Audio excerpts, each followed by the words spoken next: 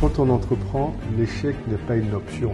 C'est très intéressant parce que dans le parcours qu'on a à l'académie, on est parfois confronté à des échecs dans l'investissement immobilier qu'on fait et parfois on peut se décourager. Mais vous voir aujourd'hui, voir votre parcours, ça nous montre qu'en fait, l'échec n'est pas une option, qu'on doit aller jusqu'au bout. Alors, j'ai une autre approche de l'échec.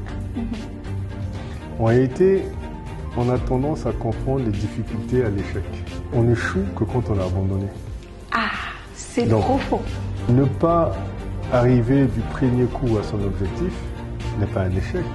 C'est une difficulté de parcours, c'est un challenge, mais ça ne veut pas dire que vous avez échoué. Vous échouez quand vous abandonnez le projet.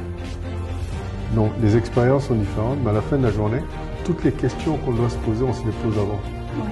C'est pourquoi une fois qu'on a décidé d'entreprendre, on ne fait plus marche arrière. Oui. Qu'est-ce que vous avez à leur dire en attendant le 23 novembre? Je viens à Paris spécialement pour ça. Donc Ça veut dire que j'aurai le temps de changer avant ou après.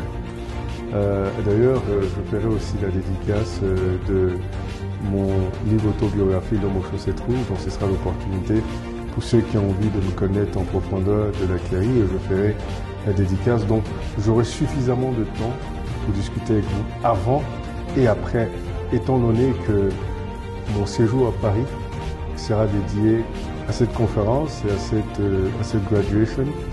Et donc évidemment, avec vous, Madame Bois, on organisera des rendez-vous avant et des rendez-vous après éventuellement. Donc, soyez patients. Je vous rassure que je viens. C'est déjà acté. Commencez à préparer vos questions. Commencez à préparer des sujets.